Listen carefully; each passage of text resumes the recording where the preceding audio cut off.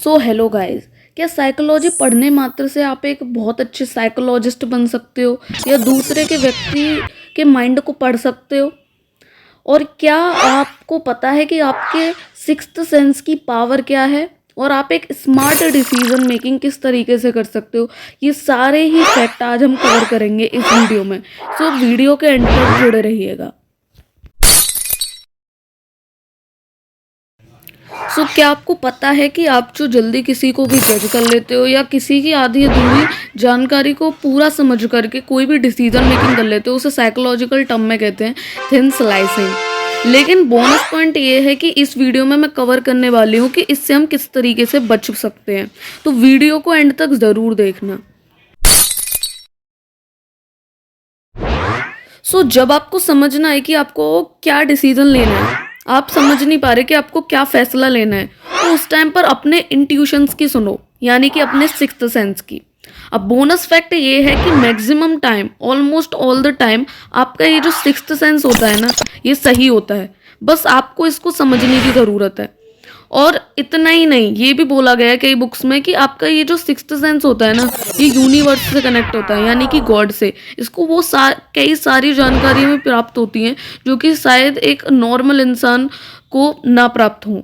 इसीलिए बोलते हैं कि मेडिटेशन करना चाहिए, क्योंकि मेडिटेशन के ज़रिए आप अपने अंदर की जो शक्ति है उसे भी प्राप्त कर लेते हो कहीं ना कहीं। ये जो फैक्ट है ना, ये उन लोगों के लिए जो कि अंडर कॉन्फिडेंट है और वो कॉन्फिडेंट होना चाहते हैं। तो ये जो फैक्ट है ना, ये उन्हीं लोगों के लिए है। इसमें आपको बस कुछ नहीं करना, बस ये है कि आपको अपने ऊपर विश्वास होना चाहिए। आपको सेल्फ बिलीवनेस पर फोकस करना होगा। और इसके पीछे रीज़न है जो मैं अब बताऊंगी।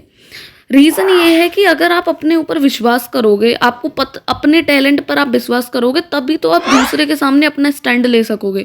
लेकिन आप सोच के देखिए, जब आपको अपने ऊपर ही डाउट होगा, अपने टैलेंट के ऊपर डाउट होगा, तभी तो आप दूसरों के सामने अपना स्टैंड नहीं ले पाओगे, दूसरों को अपना टैलेंट नहीं दिखा पाओगे। इस फैक्ट में मैं आपको बताने वाली हूँ कि आप एक स्मार्ट डिसीजन मेकिंग कैसे कर सकते हो। तो आपको बस कुछ चीज़ों पर ध्यान देना होता है, यानी कि जब भी आप कोई भी डिसीजन लो, तो तब आप पहले तो पूरी जानकारी लो और ज़्यादा से ज़्यादा लोगों से पूछो एंड ज़्यादा से ज़्यादा जानकारी इकट्ठी करो। देन उसके बाद उस जानकारी को स्मार्टली टैकल करो, समझो कि क्या इसमें सही है और क्या गलत है। तब जा करके सोच समझ करके डिसीजन मेकिंग करो। अब मैं ये बात आपको इसलिए बता रही हूँ क्योंकि कई बार जो लोग होते हैं वो इमोशनली अपने मेंटल बायस में आकर के डिसीजन मेकिंग कर लेते हैं, जो कि उनकी लाइफ में सबसे बैड डिसीजंस होते हैं, क्योंकि उन्होंने वो कोई भी कैलकुलेटिव या रेशनल तरीके से नहीं किए होते। और बाद में जाकर के जब वो भी उसमें लॉजिक ढूंढने की कोशिश करते हैं तो उन्हें नहीं मिलता, क्योंकि वो लिए ही नहीं गए होते हैं लॉजिकली। वो सिर्फ और सिर्फ अपने इमोशनली या मेंटली बायस होकर के लिए होते हैं। ये जो फैक्ट है वो आपको साइकोलॉजी समझने में बड़ा ही हेल्पफुल होने वाला है। देखो, आप चाहे जितनी भी बुक्स पढ़ लो या बुक समझ लो, लेकिन अगर आपको सुहानी सा जैसा या फिर किसी दूसरे की थिंकिंग समझना है, तो आपको पहले अपने body nature, mind psychology and body gesture को समझना होगा। देन आप दूसरे के इमोशंस को या गेस्चर को अपने से कनेक्ट करके काफ़ी कुछ समझ पाओगे। लेकिन ये तो फर्स्ट स्टेप है। अब इसके बाद भी आपको काफ़ी कुछ करना होगा, जैसे कि आपको लोगों को ज़्यादा से ज़्यादा ऑब्जर्व करना होगा, क्योंकि कई बार जो आपके रेरियर मूवमेंट्स होते हैं वो लोगों के नॉर्मल मूवमेंट्स होते हैं। फॉर एग्जाम्पल के लिए, जैसे कि कुछ लोग होते हैं जो कि धीरे धीरे अपनी आइज़ को ब्लिंक करते हैं, लेकिन कुछ लोग होते हैं जो फास्टली ब्लिंक करते हैं, लेकिन दोनों का अर्थ साइकोलॉजी के अकॉर्डिंग काफ़ी डिफरेंट हो जाता है। और इतना ही नहीं है, ऐसे कई सारे गेस्चर हैं जो कि आपके लिए शायद रेरियर होंगे, लेकिन दूसरे के लिए वो नॉर्मल गेस्चर हैं। तो पहले आपको लोगों को अच्छे से क्या करना होगा, ऑब्जर्व करना होगा। देन जाकर के आप उसमें अपनी साइकोलॉजी लगाइए और आप उससे काफ़ी हद तक दूसरे की थिंकिंग और दूसरे के नेक्स्ट मूव को समझ पाओगे। तो इस तरीके से आप एक अच्छे साइकोलॉजिस्ट बन सकते हो।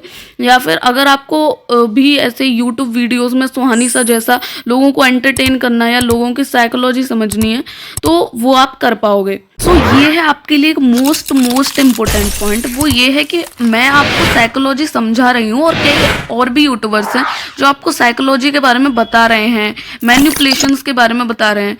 तो ये जितनी भी चीज़ हैं इसे एक पॉजिटिव वे में आप यूज़ करें।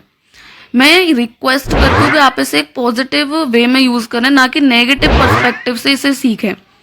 आप इसे अपनी सेफ्टी के लिए या लोगों को इन चीज़ों से बचाने के लिए या फिर लोगों को एंटरटेन करने के लिए, जैसे कि सुहानी शाह करती हैं, उस तरीके से आप इसका यूज़ कर सकते हो। आप इससे पैसे कमा सकते हो, लेकिन इसका यूज़ प्लीज़ नेगेटिव पर्सपेक्टिव के लिए या नेगेटिविटी के लिए ना करें। So that's all for today guys, and I hope you like the video. अगर वीडियो अच्छी लगी हो तो please like, share and subscribe, and comment में बताओ कि आप किस टॉपिक पर वीडियो चाहते हो। Thank you.